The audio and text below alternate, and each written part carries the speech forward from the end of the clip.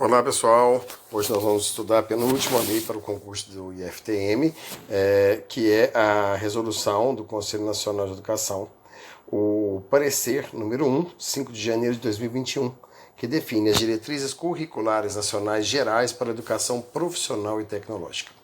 O capítulo 1 das disposições preliminares, no parágrafo único, afirma que para os fins desta resolução, entende-se que por diretriz, o conjunto articulado de princípios e critérios a serem observados pelos sistemas de ensino e pelas instituições e redes de ensino públicas e privadas na organização, no planejamento, no desenvolvimento e na avaliação da educação pública profissional, presencial e na modalidade à distância.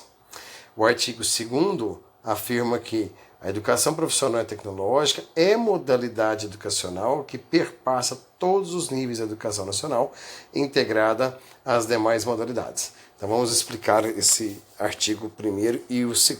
Quando fala todos os níveis, quantos níveis de educação nós temos nas leis brasileiras? 2 níveis, o nível da educação básica e o nível superior. A educação básica acopla 2 sistemas, os quais são responsáveis pela sua organização. Sistema municipal, que é responsável por crianças de 6 até 14 anos, sistema estadual, responsável por crianças por jovens de 16 a 17, 15, 16 e 17 anos, e o nível superior está acoplado ao Sistema Federal de Educação e corresponde aos alunos maiores de idade e que vão frequentar o ensino superior. Agora fala aqui também no artigo 2º que esses níveis de educação estão integrados às demais modalidades. Quais são as modalidades da educação segundo a LDB? Temos um arquivo sobre a LDB, por favor, podem assistir à vontade, tá? Que a gente fala muito bem sobre isso. Então, modalidades são as formas como a educação é ministrada. Então, a educação tecnológica é uma modalidade, como está dizendo aqui para nós, tá? A educação no campo é uma modalidade, a educação à distância é uma modalidade, a educação quilombola também é uma modalidade, tá? O capítulo 2 dos princípios norteadores, o artigo 3º, são princípios norteadores da educação profissional e tecnológica. São 19 princípios norteadores, tá? E eu selecionei aqui para vocês alguns. Por exemplo, o primeiro, articulação com o setor produtivo para a construção coerente de itinerários formativos. O itinerário formativo é o que vai proporcionar o exercício do trabalho. Então nós temos que lembrar que a LDB proporciona o tripé da educação, falando que a educação ela se materializa no exercício de cidadania e também do trabalho. Então o artigo 1 aqui está falando a mesma coisa. O 5 está dizendo, estimula a adoção de pesquisa como princípio pedagógico presente no processo formativo. Sem pesquisa não há atualização da teoria a ser ensinada nas salas de aulas. E como a teoria está sempre adequada à sociedade, ao ambiente, ao trabalho e à cidadania, nós ficaríamos em defasagem de como ensinar. Sintam a diferença, por exemplo, de o que se ensina hoje em sala de aula e o que se ensinava há 30 anos atrás. Quem é mais antigo aí, ou até mesmo quem não é professor da área da educação, mas foi aluno, consegue perceber uma diferença muito grande no trato com o aluno, no trato assim, da educação, da transmissão de conhecimento. É justamente a pesquisa que faz isso mudar, né? O item 6, a tecnologia enquanto expressão das distintas formas de aplicação das bases científicas como fio condutor dos saberes essenciais para o desempenho de diferentes funções do setor produtivo. Então, esse parecer que nós estamos lendo, ele vem associar a tecnologia à educação, né? Ele vem falar sobre ela. E ela tem um teor prático, que é o que diz o item 7, a indissociabilidade entre a produção e a prática social. Além disso, dessa ideia de casar o que está sendo ensinado na escola com o que realmente o aluno vai utilizar quando sair desse ambiente escolar e for para a prática do trabalho, nós temos a questão da interdisciplinaridade, que assegura no planejamento curricular e na prática pedagógica, visando a superação da fragmentação de conhecimento e da segmentação e descontextualização curricular. Então, a interdisciplinaridade ela dá mais sentido para aquilo que se ensina. De repente, você vai ensinar uma matéria, sei lá, que tem algum livro de literatura, e esse livro ele faz uma ponte para a história do Brasil, que por sua vez vem para a atualidade. Então isso tudo faz com que o livro tenha mais sentido. O item 10, a articulação com o desenvolvimento socioeconômico e os arranjos produtivos locais. Essa articulação tem a ver também com o que a gente já discutiu aqui em alguns outros arquivos, né, outras leis, tem a ver com a adaptação do que se ensina, do modo que se ensina em relação à cultura local. Então a cultura, por exemplo, amazonense é diferente da cultura do Pará, que é diferente da cultura do Rio Grande do Sul. Então a safra é diferente, as cheias são diferentes, portanto tem que haver uma articulação desse desenvolvimento econômico com os arranjos produtivos locais, para que não haja prejuízo de aprendizagem nenhum.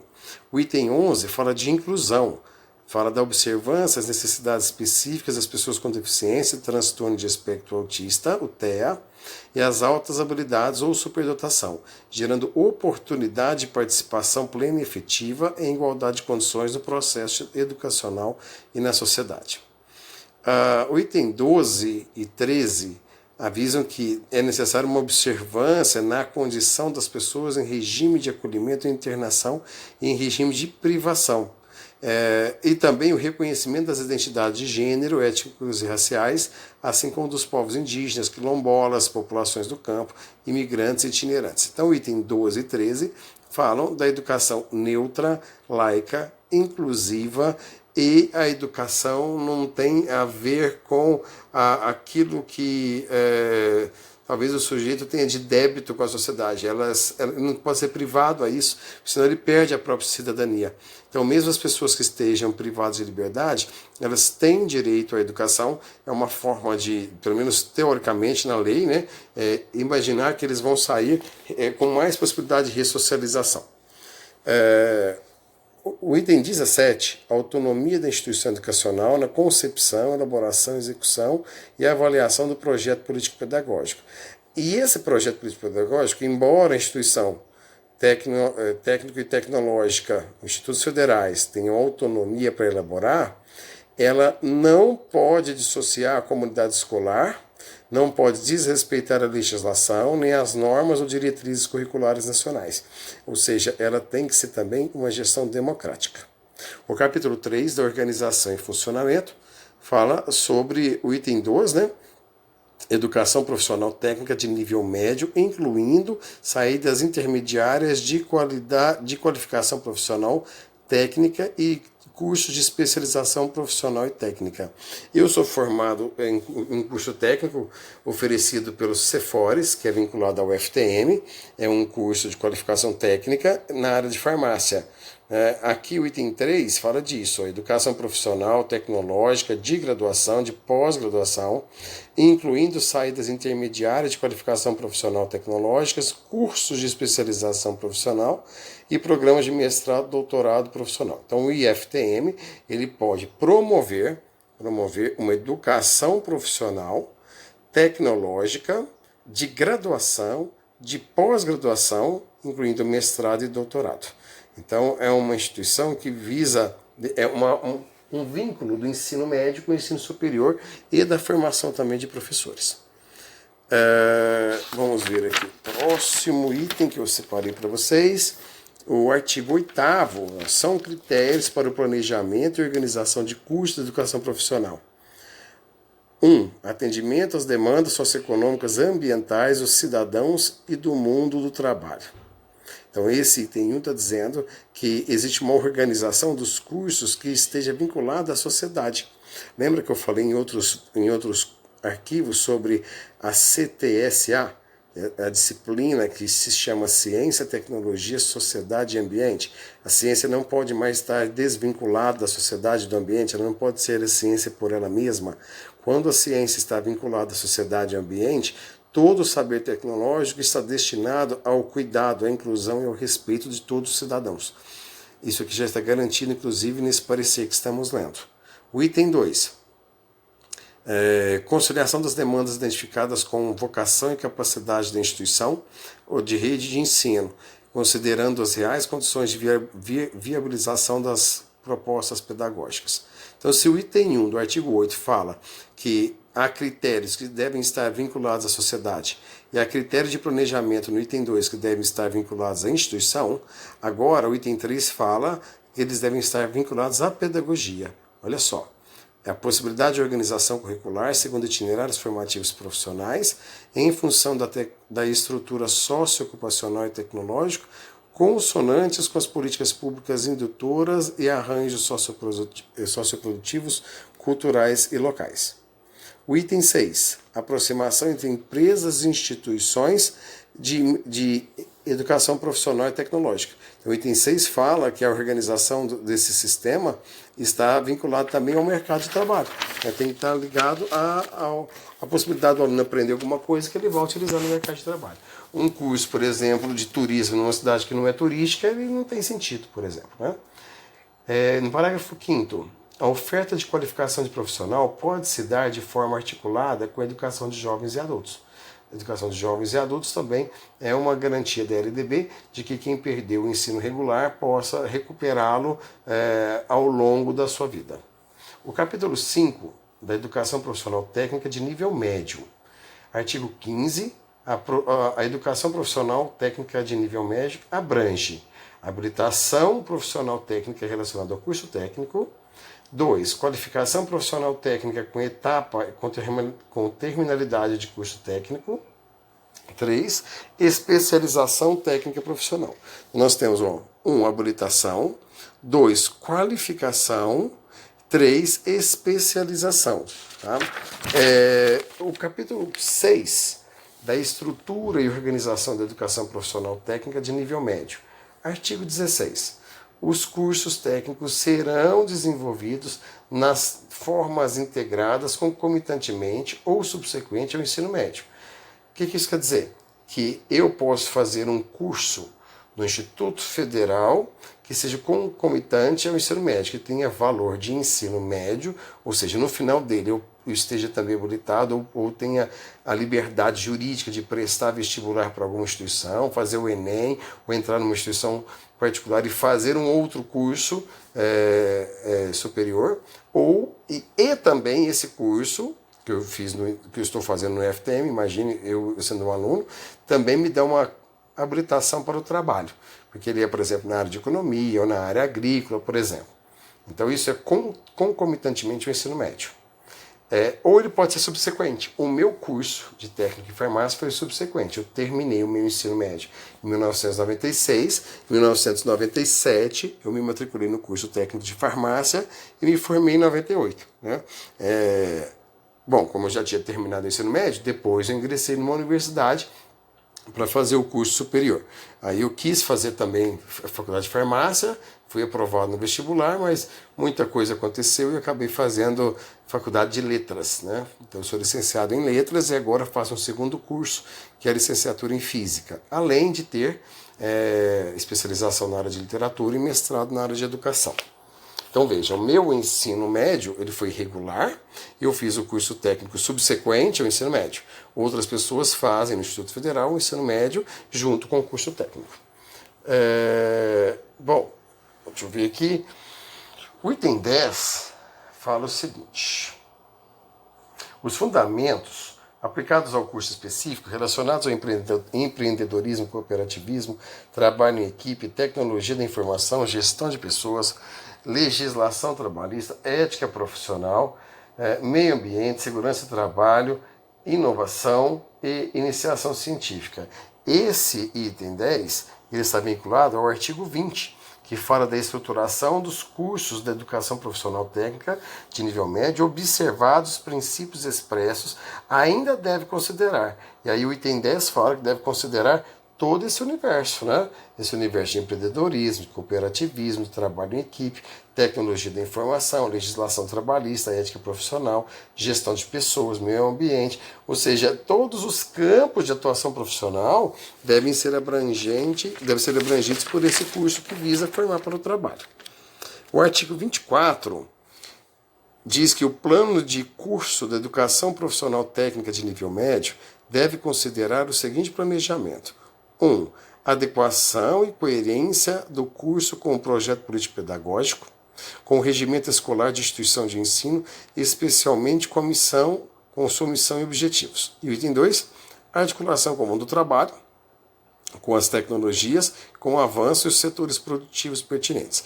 Já falamos várias vezes do tripé da educação. Espero que você já tenha memorizado, né?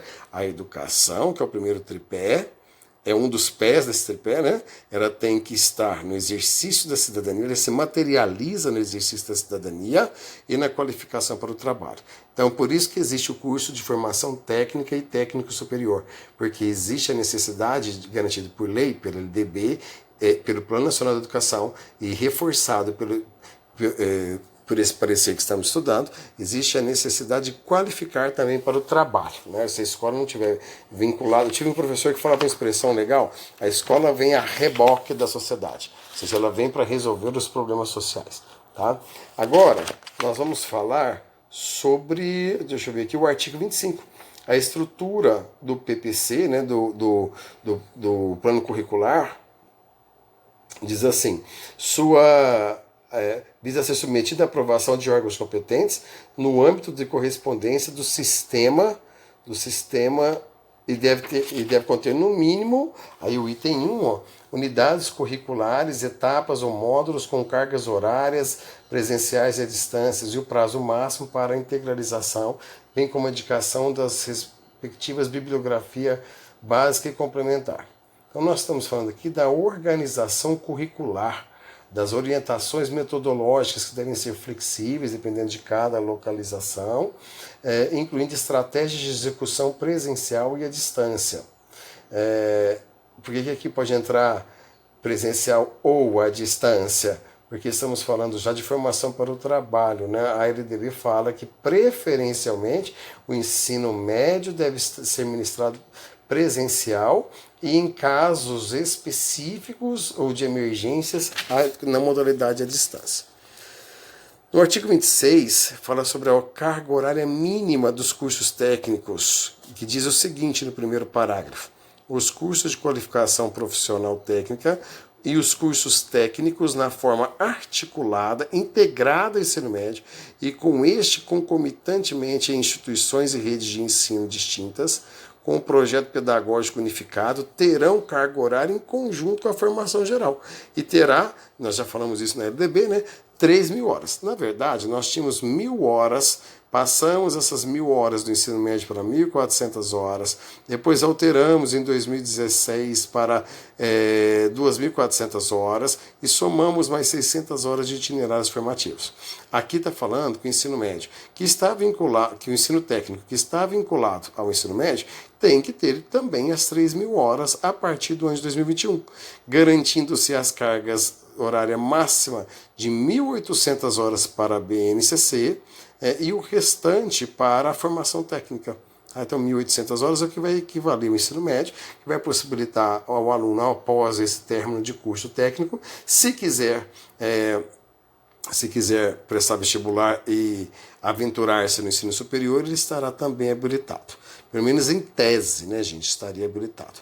O artigo 6º diz o seguinte: os cursos oferecidos na modalidade de educação à distância, com exceção dos cursos na área da saúde, que devem cumprir carga horária presencial de no mínimo 50%, devem observar as indicações de carga horária presencial indicadas em outro instrumento que venha substituí-lo. Então aí a carga é diferente para a área da saúde, né? Que existe ali uma responsabilidade ética de trabalho direto com a vida, né? Por isso que aí segue outro regimento.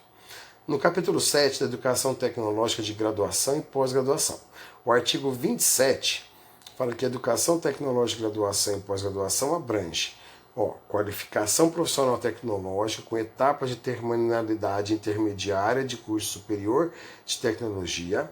2. Curso superior de graduação de tecnologia.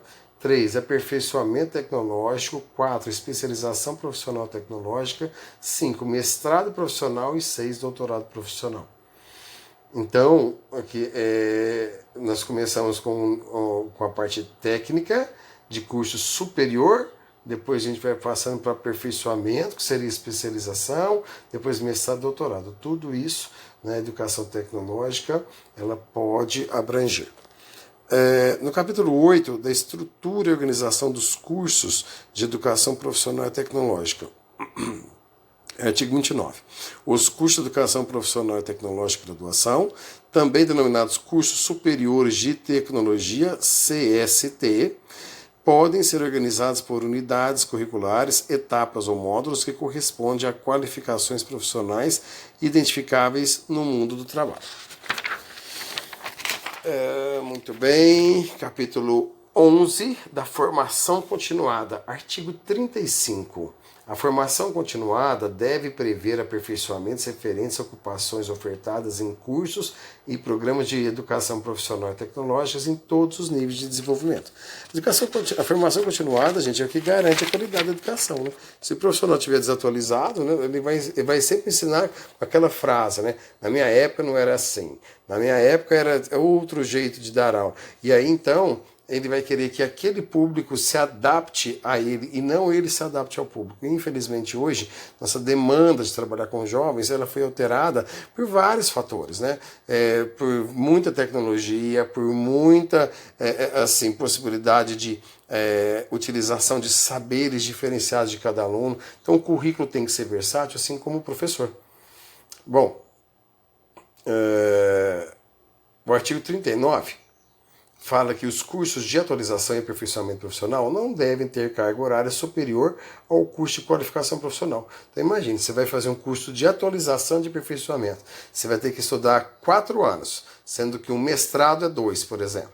Então esse curso sempre vai ter que ser menos de 2 anos. Né? Porque senão ele vai ter muito mais aprofundamento que o próprio mestrado ou doutorado. Então geralmente aqui no Brasil o doutorado são 2 anos, são 4 anos, o mestrado 2 anos, especialização 1 ano, 1 ano e meio, né? E os cursos de aperfeiçoamento, menos de 1 ano. Seria mais ou menos assim. Capítulo 12, da modalidade da educação à distância. Nós temos aqui no artigo 42.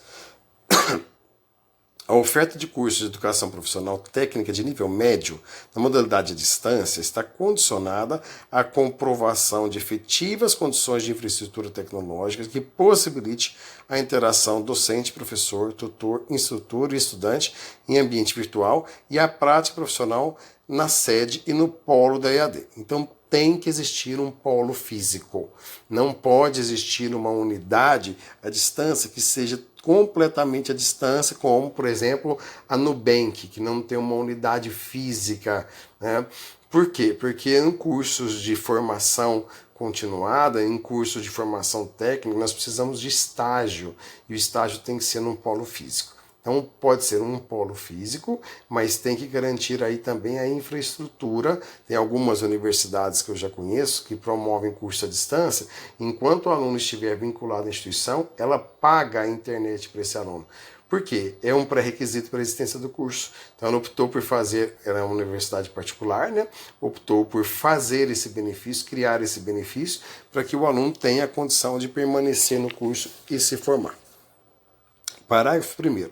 Os cursos na área de saúde devem cumprir no mínimo 50% de carga horária presencial. Esse valor pode diminuir, né, quando nós falamos de outro curso. Né? Então, na área da saúde, 50% no mínimo. Em outras áreas, esse percentual pode mudar. Capítulo 13. Da avaliação da aprendizagem. Artigo 45. A avaliação da aprendizagem dos estudantes visa a sua progressão continuada para o alcance do perfil profissional de conclusão, sendo diagnosticada formativa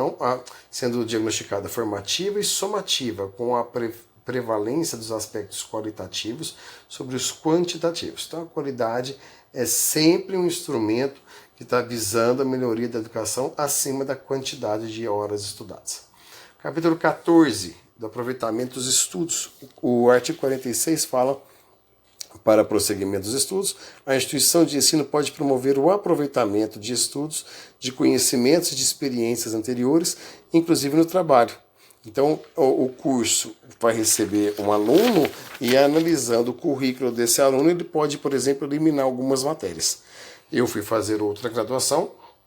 Como eu tenho mestrado na área de educação, as matérias ligadas à pedagogia da educação, à história da educação, políticas públicas que eu tinha horas estudadas no mestrado foram eliminadas para eu fazer uma nova graduação.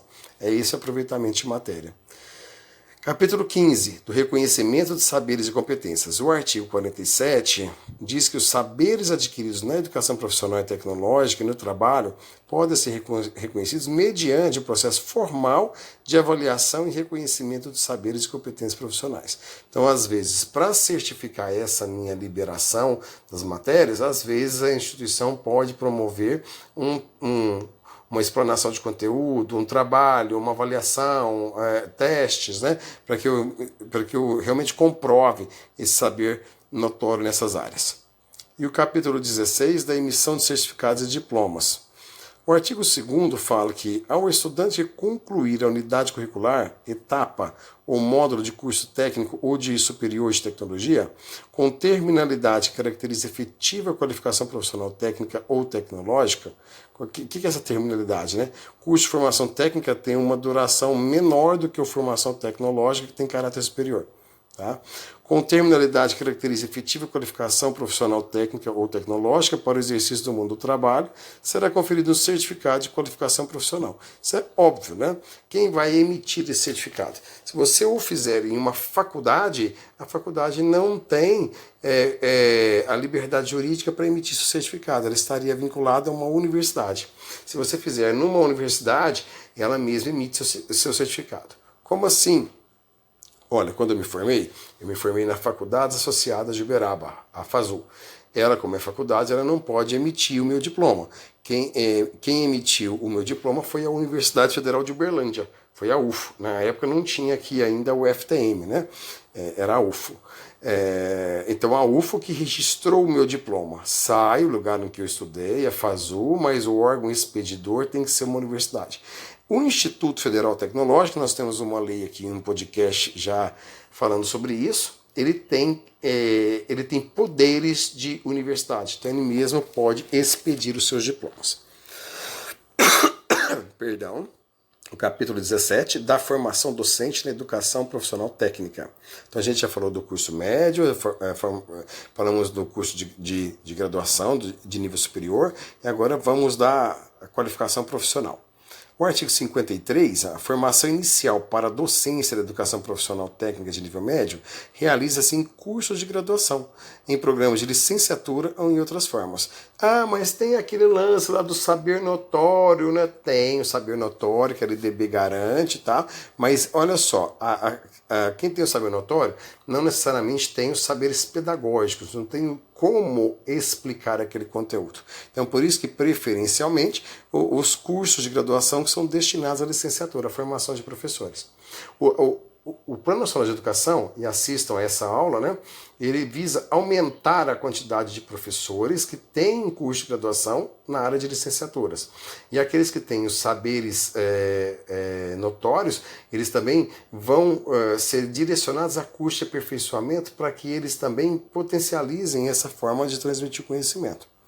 Tudo é para ser regularizado. Olha aqui o que fala o parágrafo 2º do artigo 53. Aos professores graduados não licenciados, por exemplo, os bacharéis, os advogados que dão aula de filosofia, os dentistas que dão aula de química, etc., né?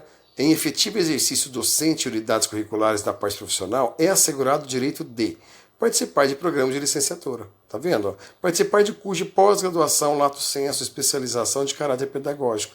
Ter reconhecimento total ou parcial dos saberes profissionais de docentes, mediante o processo de certificação dessa competência. E para se certificar, que vai equivaler à licenciatura, você pode participar, ele poderia participar desses cursos de pós-graduação ou de programas de complementação ou formação pedagógica. Tá? Então o sujeito que tem um saber notório começar a explanar seu saber em sala de aula, sendo funcionário do governo, por exemplo, trabalhando, pode numa iniciativa privada? Pode, mas aos poucos ele vai ser direcionado para regularizar essa documentação. Tá? Deixa eu ver aqui. O artigo 54 fala exatamente desse saber notório. E no 57, ele fala, olha só, formação do docente de educação profissional e tecnológica, além do bom domínio dos saberes pedagógicos necessários para conduzir o processo de aprendizagem dos estudantes, requer o desenvolvimento de saberes e competências profissionais associados ao adequado domínio dos diferentes saberes disciplinares referentes ao campo específico de sua área, de modo que esse docente possa fazer escolhas relevantes dos conteúdos, tenha domínio dos chamados conhecimentos disciplinares, saiba fazer e saiba ensinar. Então aqui, ó, não tem problema ter o saber notório, isso é garantido pelo LDB 9394/96, mas ele tem que ser direcionado dia a dia, passo a passo, para que ele possa regularizar essa situação e melhorar a sua prática docente, para que ele possa somar o saber pedagógico ao saber notório que ele já tem. 3. Saiba fazer... artigo 58, perdão. Nos cursos de qualificação profissional, podem atuar instrutores de nível médio, com comprovada competência técnica referente ao saber operativo, e instrutores de nível superior, também com formação em curso de graduação. Capítulo 18, das disposições finais. A avaliação da educação profissional técnica de nível médio, ela envolve, número 1, promover maior articulação entre as demandas socioeconômicas e ambientais e a oferta de cursos do ponto de vista qualitativo e quantitativo. 2, promover a expansão de sua oferta. 3, promover a qualidade pedagógica e efetiva social. E o artigo 60 fala ainda da avaliação dos cursos superiores de tecnologia, deve observar o disposto na legislação em vigor. Então sempre vai ter, por exemplo, no final de um semestre, o aluno tendo que avaliar como foi o andamento daquele semestre. Por exemplo, a qualidade do professor, a didática do professor, o diálogo que o professor faz com tecnologias da informação, a capacidade que esse professor tem de dar sentido àquilo que ensina, se ele ensina de forma disciplinar ou interdisciplinar, a qualidade do campus, e aí depois vem uma instituição, uma avaliação que é de fora dessa instituição, tipo ENAD, né, que avalia a competência do curso, dos alunos e da instituição. Né, tudo isso para melhorar o processo de educação, certo? Muito bem, na próxima aula nós vamos discutir a última legislação referente ao concurso da UFTM, que vai ser a legislação, deixa eu ver aqui, a Constituição Federal, é o artigo 205 da Constituição Federal, a seção 1 da educação, que vai a partir do artigo 205, tá? É o capítulo 3 da educação e da cultura e do desporto, a partir do artigo 205. Ok? Muito obrigado, até lá, espero que tenha gostado, deixe seu comentário, tá? Estou aqui me esforçando um pouquinho para lembrar pontos importantes sobre a legislação do concurso do IFTM de 2024. Um abraço a todos.